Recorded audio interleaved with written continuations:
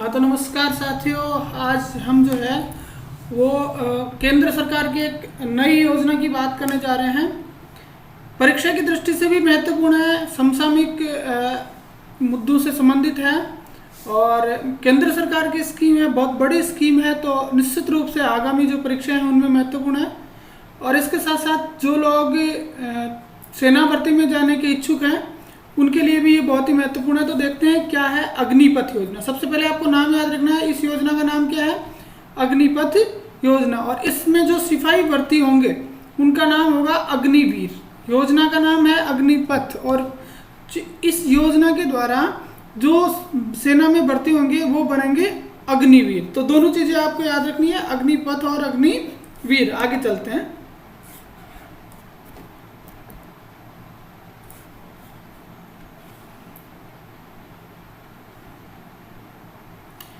देखिए क्या है कि एक परिवर्तनकारी सुधार, सरकार सेना के अंदर एक परिवर्तनकारी सुधार के तहत कैबिनेट ने सशस्त्र बलों में युवाओं की भर्ती के लिए अग्निपथ योजना लॉन्च की है। कैबिनेट के द्वारा लॉन्च की गई है और सेना में महत्वपूर्ण सुधार लाने के लिए, परिवर्तनकारी एक चेंज लाने के लिए सशस्त्र बलों में भर्ती के लिए। अब सबसे पहले तो आपको ये ध्यान रखना है कि जो अपनी तीनों सेनाएं हैं, जो भारत की तीनों सेनाएं जल, थल और नभ, इन तीनों सेनाओं में जो है वो इस योजना के तहत, अग्निपथ योजना के तहत अग्निवीरों की भर्ती की जाएगी। तो पहली चीज तो आपको ये ध्यान रखनी है, ठीक है। दूसरा है संबंधित सेवा अधिनियम के तहत 4 साल के लिए अग्निवीर नामांकित किए जाएंगे। ये देखिए, ये जो अग्निवीर भर्ती होंगे, इन अग्निवीरों का कार्यकाल कितना होगा? 4 साल का होगा। ये 4 साल के लिए नामांकित किए जाएंगे और 4 साल के लिए इनको रखा जाएगा संविदा बेस पे। सबसे बड़ी बात आपको यहाँ ये ध्यान रखनी है, ये परमानेंट नहीं होंगे, संविदा बेस पे इनको रखा जाएगा और इनको क्या कहा जाएगा? अग्निवीर कहा जाएगा। फिर आगे देखिए, तीनों सेनाओं में ये लागू होगी स्कीम और इन तीनों सेनाओं में जो जोखिम और कठिनाइयां और जो भत्ते, मतलब रिस्क और कठिनाइयों के जो भत्ते जो सैनिकों को दिए जाते हैं, वो सारे भत्ते और आकर्षक मासिक पैकेज, जिसके अभी हम आगे बात करेंगे, उस सारे के सारे इन अग्निवीरों को दिए जाएंगे। जो भत्ते सरकार के द्वारा सैनिकों को दिए जाते हैं वो भी दिए जाएंगे और इसके साथ साथ मासिक पैकेज भी दिया जाएगा, जिसकी अपन अभी आगे बात करेंगे। 4 साल की कार्यावधि पूरी होने पर, जब 4 साल बाद ये रिटायर होंगे, तो अग्निवीरों को एक मुश्त सेवा निधि पैकेज दिया जाएगा। देखिए, जब ये रिटायर होंगे तो उस समय उनको एक मुश्त, एक साथ पेंशन इनको नहीं दी जाएगी। सबसे बड़ी बात आपको इसमें ये ध्यान रखनी है कि इनके किसी प्रकार की पेंशन नहीं होगी, पेंशन नहीं होगी, जबकि इनको एक मुश्त पैकेज दिया जाएगा जो लगभग 11 लाख के आसपास होगा, जिस पे अपन हम नीचे डिटेल में डिस्कस करेंगे, ठीक है। और ये सरकार कह रही है कि इस साल, यानी इस साल जो है वो कुल 46,000 अग्निवीरों की भर्ती की जाएगी। 3-4 चीजें अपने को याद रखना है कि इस अग्निपथ योजना है और इससे जो बनेंगे वो बनेंगे अग्निवीर, ठीक है। उनका नामांकन 4 साल के लिए होगा और तीनों सेनाओं में इनको नामांकित किया जाएगा। और सबसे बड़ी बात, इसमें पुरुष और महिलाएं दोनों को इसमें शामिल किया जाएगा। ये चीज आपको याद रखनी है कि इसमें पुरुष भी शामिल होंगे और इसमें महिलाएं भी शामिल होंगी। और टोटल 46,000 अग्निवीरों को इसमें भर्ती किया जाएगा और सेवानिधि पैकेज जिसमें दिया जाएगा, पेंशन का इसमें प्रावधान नहीं होगा। तो ये चीजें आपको याद रखनी है। अब चलते हैं, देखिए नेक्स्ट। अब इनको, जैसा कि अपन बात कर रहे थे पैकेज की, तो इनको क्या क्या पैकेज मिलेगा? तो इनको जो पैकेज प्राप्त होगा वो पैकेज वर्षवार बदलेगा। जैसे पहले वर्ष में 30,000 मिलेंगे, दूसरे वर्ष में 33,000 मिलेंगे, तीसरे में 36,500 मिलेंगे और चौथे में 40,000 मिलेंगे। ये इनका पैकेज होगा, मासिक अनुकूलित पैकेज जिसको बोला जाएगा। लेकिन इनको क्या होगा कि इस पूरे पैकेज का 70% ही इनके इन हैंड आएगा, 30% सरकार के द्वारा जो है वो इनके अग्निवीर कॉपर्स फंड में जमा कर दिया जाएगा। देखिए, पहले वर्ष में 30,000 रुपये प्रति महीने इनकी का वेतन बनेगा, जिसमें से 30% कॉपर्स फंड में जमा होगा, तो इसलिए 21,000 रुपये नगद प्रति माह मिलेंगे इनको, ठीक है। और 9,000 रुपये इनके कॉपर्स फंड में जमा हो जाएगा। जितने रुपए कॉपर्स फंड में अग्निवीर के यहाँ से जमा हो रहे हैं उतने ही रुपए सरकार के द्वारा भी उसके फंड में जमा करवा दिए जाएंगे। ध्यान देने वाली बात है, इसमें इस तरह से पूछा जा सकता है कि सरकार क्या कितने पैसे जमा कराएगी या सरकार अपना कितना अंशदान देगी। तो जितना कैंडिडेट के पास से काटा जा रहा है उतने के उतने रुपए सरकार जमा कराएगी। तो प्रथम वर्ष में 30,000 रुपये मानदेय होगा, जिसमें से 70% यानी 21,000 रुपये उसको नगद दिए जाएंगे। 30% यानी 9,000 रुपये उसके कोपर्स फंड, अग्निवीर कोपर्स फंड में योगदान जमा होगा और उतने ही सरकार द्वारा जमा किया जाएगा। और जैसे जैसे समय बढ़ेगा वैसे वैसे इसमें बढ़ती होती जाएगी। तो दूसरे साल इसमें 33,000 हो जाएगा वेतन 30 से बढ़ के, तो वही 70% यानी 23,100 रुपये तो नगद उसको दे दिए जाएंगे। उसके बाद में 30% 33 का 30% यानी 99,000 रुपये जो है वो उसके कोपर्स फंड में जमा हो जाएंगे और 99,100 रुपये और 99,100 रुपये ही जो है वो सरकार उसके खाते में जमा कराएगी। यानी जितना कैंडिडेट का कटेगा उतना ही गवर्नमेंट जमा कराएगी। फिर तीसरे वर्ष फिर 3 बढ़ेंगे और इनके हो जाएगी 36,500, तो 25,580 रुपये इनको वेतन मिलेगा। 10,950 रुपये जमा हो जाएंगे और 10,950 रुपये सरकार इनके जमा करवा देगी। और चौथे साल जाते जाते इनका वेतन 40,000 हो जाएगा, 28,000 नगद इनको प्राप्त हो जाएगा और 12,000 कोपर्स फंड में जमा होंगे। 12,000 सरकार द्वारा कोपर्स फंड में जमा करवा दे जाएंगे। ये तो देखिए सेवा काल के दौरान इनको प्राप्त होने वाला मानदेय है। जब ये सेवा कर रहे हैं तब उनको इस तरह से मानदेय प्राप्त होगा। तो आपको ये चीज़ याद रखनी है कि पहले 30, फिर 33, फिर 36,500 और फिर 40 यानी 10% का प्रति वर्ष जो है वो क्या होगी, इसमें ग्रोथ होगी। 10% की प्रतिवर्ष वृद्धि इसमें की जाएगी। ये चीज़ आपको अच्छी तरह से ध्यान रखनी है। इनका वेतन जो होगा उसमें 10% की वृद्धि प्रतिवर्ष की जाएगी। अब उसके बाद में जब ये रिटायर होंगे तो देखिए इनके लिए क्या होगा। रिटायर होंगे तब तक इनके अग्निवीर कोपर्स फंड में 5.02 लाख रुपए जमा हो चुके होंगे। ये जो पैसे हैं ना, ये पैसे जो इनके अग्निवीर कोपर्स फंड में जमा हो रहे हैं वो, और बाकी सरकार अपने तरफ से ये जो जमा करा रही है वो दोनों मिलाकर इनको 11.71 लाख रुपए सेवा निधि पैकेज के रूप में दिया जाएगा। ये सबसे महत्वपूर्ण है कि जब ये रिटायर होंगे तो उस टाइम 4 साल बाद जब इनको रिटायर किया जाएगा तो इनको 11.71 लाख रुपए सेवा निधि पैकेज दिया जाएगा। और इसके साथ साथ ये जो ऊपर वाली राशि है 11.71 लाख रुपए, उस पे जो ब्याज प्राप्त हो रहा है सरकार को, वो ब्याज भी, संचित ब्याज भी इनको प्रदान कर दिया जाएगा। देखिए कैसे होगा। 5.02 लाख रुपए तो क्या है, ये कैंडिडेट कोपर्स फंड से आया और 5.02 लाख रुपए जो है वो सरकार ने जमा करा दिए। दोनों मिलाकर हो गए 10.04 लाख। अब 4 साल में 10 लाख रुपए का जो ब्याज आएगा वो दोनों मिलाकर लगभग 11.71 लाख रुपए होंगे। तो जब ये रिटायर होंगे उस टाइम पर 4 साल बाद में इनको 11.71 लाख रुपए नगद प्रदान कर दिए जाएंगे। अब उसके बाद में आगे देखते हैं अपन। आगे देखिए क्या है, ये मैंने आपको एक चीज़ कही थी कि स्टार्ट में अपन ने देखा था कि ये जब रिटायर होंगे तो इनको सेवा निधि दी जाएगी जो कितनी होगी 11.71 लाख। ये जो 11.71 लाख की सेवा निधि है, इसका नाम देखिए, सबसे पहले बात तो इसको सेवा निधि कहा जा रहा है। आप ये ध्यान रखना, इसके लिए शब्द सेवा निधि यूज किया जा रहा है। तो अपन को ये ध्यान में रखना है कि सेवा निधि ही शब्द यूज करेंगे हम। और ये जो सेवा निधि होगी यानी 11.71 लाख, इसको आयकर में भी छूट दी जाएगी। इस पर किसी प्रकार का टैक्स नहीं देना पड़ेगा। ग्रेच्युटी और पेंशन संबंधी लाभों का कोई अधिकार नहीं होगा। सबसे पहले सरकार ने पहले ही क्लियर कर दिया गया है कि इसमें किसी भी प्रकार का प्रमोशन और पेंशन जो है वो अग्निवीरों को नहीं दी जाएगी। ये ध्यान रखने वाली चीज है। सिर्फ 11.71 लाख रुपए के साथ वो विदा हो जाएंगे और उनको किसी भी प्रकार का प्रमोशन और पेंशन नहीं दी जाएगी।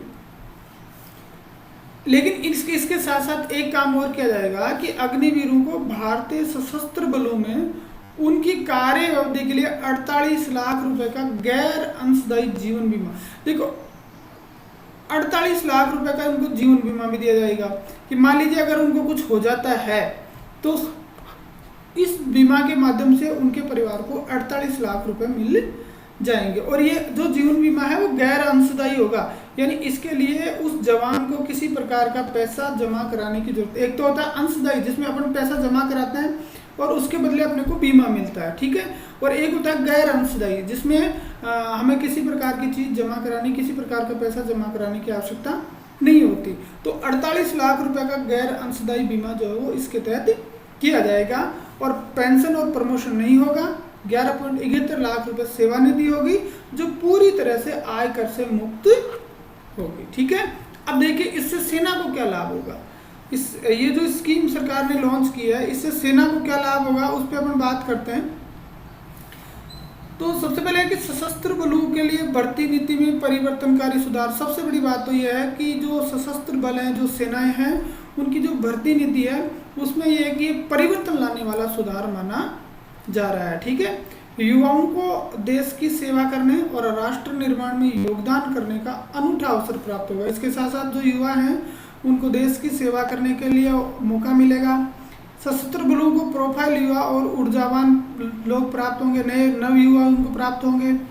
इसके साथ साथ अग्निवीरों के लिए आकर्षक वित्तीय पैकेज, अग्निवीरों को जो पैकेज मिल रहा है ये 11.71 लाख रुपए वाला, तो ये भी उनके लिए आकर्षक होगा। साथ ही जो उनकी तनख्वाह भी है वो 21,000 से लेकर 40,000 तक होगी, तो उनको आकर्षक पैकेज प्राप्त होगा।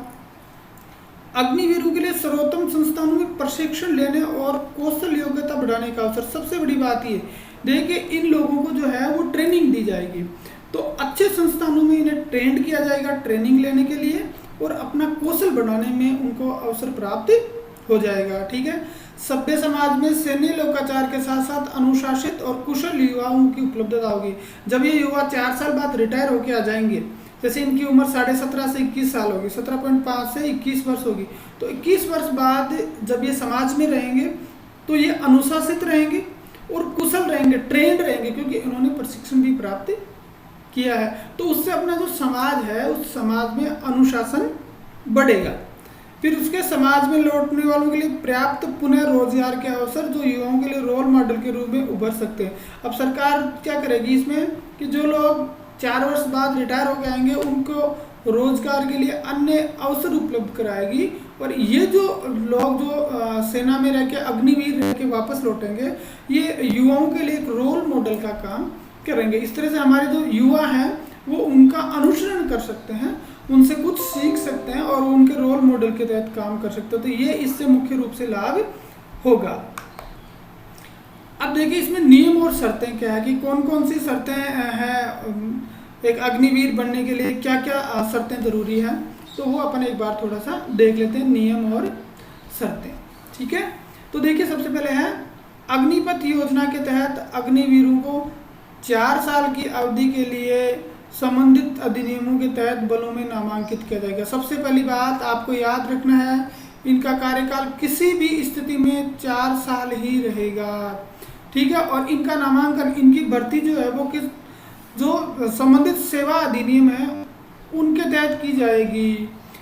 सशस्त्र बलों से एक अलग रैंक बनाएंगे। इनकी जो रैंक, वो जो सशस्त्र बल है, जो जहाँ जो परमानेंट लोग हैं उनकी दोनों की रैंक क्या होगी, अलग अलग होगी। अलग रैंक उनकी बनाई जाएगी जो मौजूदा रैंक से अलग होगी। जो वर्तमान रैंक जो नियमित लोगों की है उनसे इनकी अलग रैंक बनेगी। याद रखने हैं, RS प्री में आप मान के चलिए इसमें से क्वेश्चन, और उसमें से आपको 4 अलग अलग फैक्ट दिए जाएंगे और पूछा जाएगा कि निम्न में से कौन सा गलत है या कौन सा सही है, या सही आंकड़ों को मिलान कीजिए।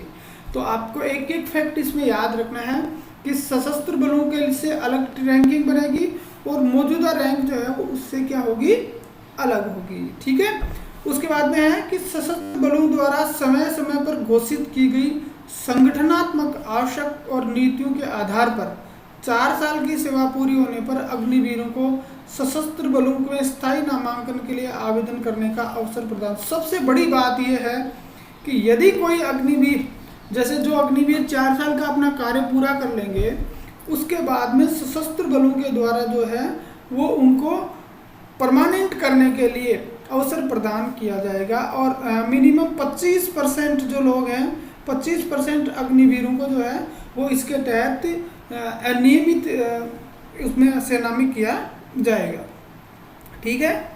अब उसके बाद में है इन आवेदनों पर उनकी चार्ज, अब जैसे ये इनके जो आवेदन प्राप्त होंगे, परमानेंट करने के लिए जो आवेदन प्राप्त होंगे, उसमें क्या क्या चीज़ें देखी जाएगी?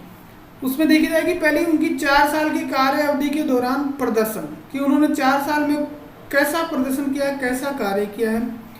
उद्देश्य मानदंडों के आधार पर केंद्रीकृत तरीके से विचार किया जाएगा। उनके द्वारा जो प्रदर्शन किया गया है उस प्रदर्शन पर उनकी कार्यशैली पर विचार किया जाएगा।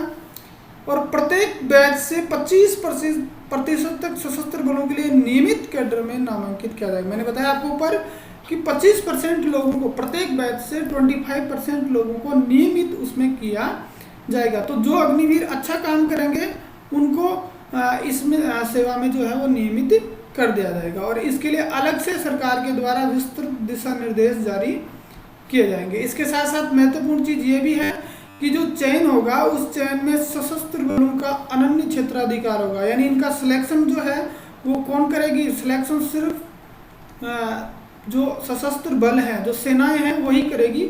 इसके अलावा किसी भर्ती एजेंसी को, अनन्य का मतलब हो किसी दूसरे को नहीं हो, किसी भर्ती एजेंसी वगैरह को इनके सिलेक्शन का अधिकार नहीं होगा। और 46,000 अग्निशमकों को, यानी 46,000 अग्निवीरों की जो है वो इस वर्ष भर्ती की जाएगी। ये अपन ऊपर बात कर चुके हैं। तो एक बार अपन फिर कंक्लूजन लें तो छोटा सा ये ले सकते हैं कि 4 साल की अवधि के लिए होगा, 4 साल की अवधि के लिए होगा, अलग से रैंक बनेगी इनकी, ठीक है, वर्तमान रैंक में शामिल नहीं होंगे। और 4 साल के बाद में 25%, प्रत्येक बैच से 25% लोगों को क्या है वो क्या किया जाएगा? नियमित किया जाएगा। ये 4 चीज़ें इसमें निकल के आई है। और इस वर्ष 46,000 लोगों की भर्ती की जाएगी। ये 4 चीज़ आपको ध्यान रखनी है कि 4 वर्ष के लिए होंगे, रैंक अलग बनेगी, 25% को नियमित किया जाएगा और नियमित करने में उनके जो प्रदर्शन है उसका ध्यान रखा जाएगा। ठीक है, तो आगे चलते हैं। आगे देखो क्या है कि सभी 3 सेनाओं के लिए एक ऑनलाइन केंद्रीकृत प्रणाली के माध्यम से नामांकन। अब इनका जो नामांकन होगा वो नामांकन कैसे होगा? ऑनलाइन एक केंद्रीकृत प्रणाली बनाई जाएगी। पूरे भारत के लिए एक केंद्रीय प्रणाली बनाई जाएगी और उस प्रणाली के माध्यम से ही इनका नामांकन किया जाएगा। यानी ऑनलाइन आवेदन उसके माध्यम से होगा। और फिर विशेष रैलियों और मान्यता प्राप्त तकनीकी संस्थानों, औद्योगिक प्रशिक्षण संस्थानों और राष्ट्रीय कौशल योग्यता संरचना कैंपन से साक्षात्कार शामिल होंगे। अब इसमें देखो क्या होगा? विशेष रैलियां आयोजन की जाएंगी। पहले ऑनलाइन आवेदन हो जाएंगे, ऑनलाइन आवेदन होने के बाद में विशेष रैलियां आयोजन की जाएगी उसके माध्यम से, या फिर जैसे टेक्निकल इंस्टीट्यूट है वहाँ है, या फिर प्रशिक्षण जो ट्रेनिंग इंस्टीट्यूट है और राष्ट्रीय कौशल योग्यता संरचना का जो कैंपस है, उन सभी जगह से लोगों को जो है वो इसके लिए नामांकित किया जाएगा और इसमें चयन किया जाएगा।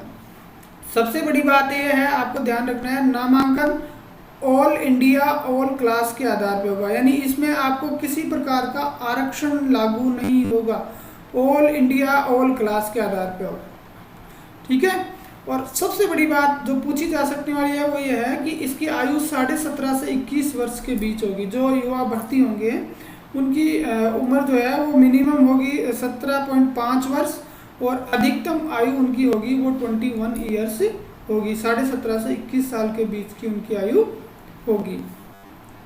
उसके बाद में है कि अग्निवीर सशस्त्र बलों में नामांकन के लिए निर्धारित चिकित्सा पात्रता शर्तों को पूरा करेंगे।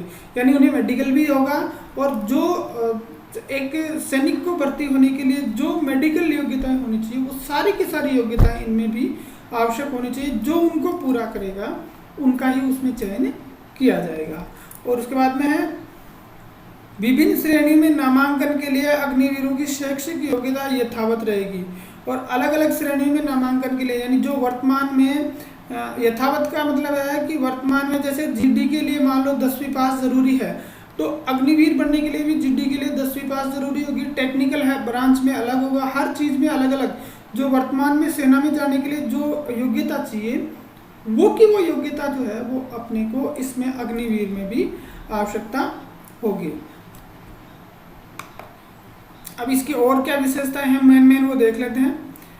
अन्य विशेषता यह है कि देखो 10वीं से लेकर 12वीं तक के आवेदन कर सकेंगे। 12वीं तक पढ़ने वाले बच्चे जो है 10वीं वाले भी कर सकेंगे, 12वीं वाले भी कर सकेंगे। और 10वीं के बाद यदि कोई इसमें सिलेक्ट हो जाता है तो कार्य के दौरान उसको 12वीं पास करवाई जाएगी। कोई दिक्कत वाली बात नहीं है, वो अपनी जो पढ़ाई है ना वो रेगुलर रख सकता है। और सबसे बड़ी बात, ये प्रणाली कमीशन रैंक के अधिकारियों से नीचे के लिए ही होगी। ये नहीं कि इससे डायरेक्ट कर्नल बना देंगे, नहीं, ऐसा नहीं है। जो कमीशन रैंक के जो अधिकारी हैं उनसे नीचे के लिए लोगों के लिए, नीचे के जो कर्मचारी अधिकारी हैं उनके लिए ही ये प्रणाली लागू होगी। और चयन के उपरांत उनको 10 सप्ताह से लेकर 6 माह तक का प्रशिक्षण भी प्रदान किया जाएगा, यानी उनको ट्रेनिंग भी दी जाएगी। अभी अपने लाभ में देखा था ना कि वो ट्रेनिंग के माध्यम से जो है वो सिलेक्ट हो जाएंगे और अपना जो समाज है वो अनुशासित होगा, तो वो चीज़ इसमें लागू होगी। तो एक बार फिर से अपन देख लेते हैं कि 10वीं से 12वीं तक के जो बच्चे हैं वो इसमें सिलेक्ट हो सकते हैं, और यदि कोई 10वीं में सिलेक्ट हो गया तो उसको 12वीं की पढ़ाई, आगे की पढ़ाई उससे करवाई जाएगी। कमीशन रैंक के नीचे के अधिकारी जो हैं वो इसके तहत लगेंगे, और 10 सप्ताह से लेकर 6 माह तक का उनको प्रशिक्षण प्रदान किया जाएगा। इनकी जो उम्र होगी, उम्र की पात्रता होगी 17.5 से लेकर 21 वर्ष, और वेतन जो होगा वो 21,000 से लेकर 40,000 होगा, और 11.71 लाख रुपए के साथ उनकी सेवानिवृत्ति होगी।